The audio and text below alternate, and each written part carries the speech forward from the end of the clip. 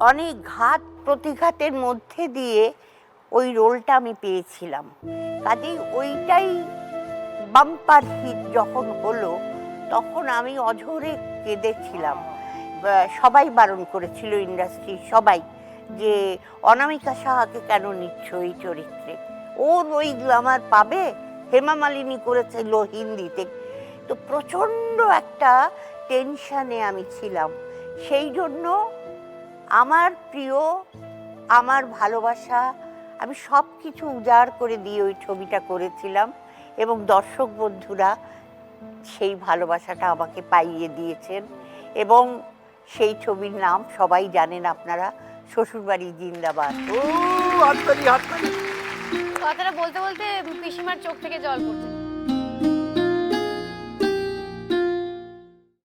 আজই ডাউনলোড করুন আর এনজয় করুন আপনার পছন্দের শো।